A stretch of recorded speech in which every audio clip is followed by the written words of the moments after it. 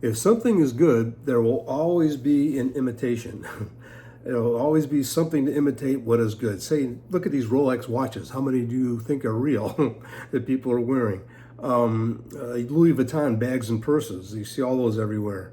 And not say most of them, a lot of them are knockoffs. Cubic zirconian diamonds. You have to have a jeweler's loupe just to see if it's a real diamond or a cubic zirconian. Not like it used to be cut glass where you can really see through that. But if it's good, an imitator is going to come along and imitate it. And I want to talk to you about that today in your morning cup of inspiration, because the greatest imitator of all time is preparing to make his appearance. And that person I'm talking about is the Antichrist. And when I say Antichrist, I don't mean somebody that's just against Christ. It can be an instead of. And I'm saying that because a lot of people will think that Christ is actually returned when it's the Antichrist that's here.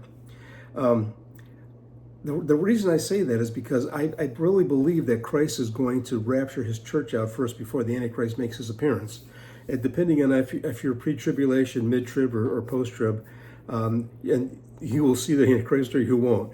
I personally believe I'll never see him. I think Christ is going to rapture the church out of here, and I believe I'm going to be on that train.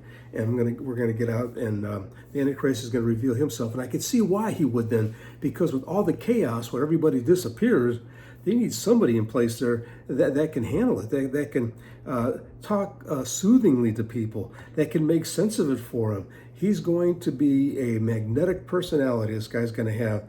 He's going to, he's going to bring peace to the Middle East. Who's going to be able to do that? He's going to have both sides talking to each other and bring peace to the Middle East.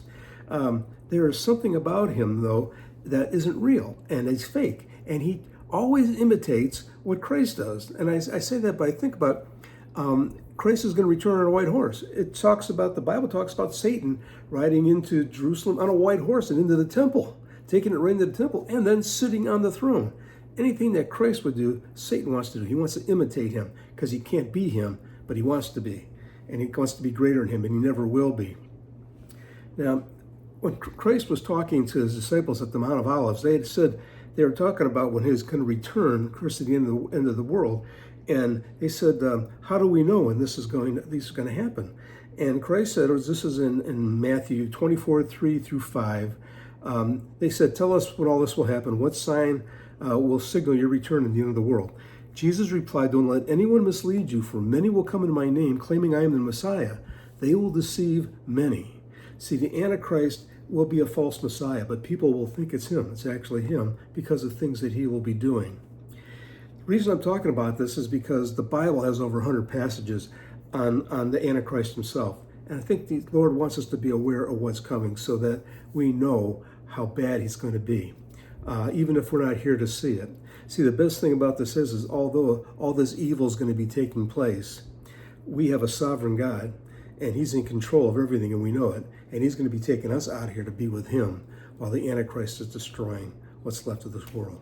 God bless everyone. Look forward to seeing you again for another morning cup of inspiration. Have a wonderful day.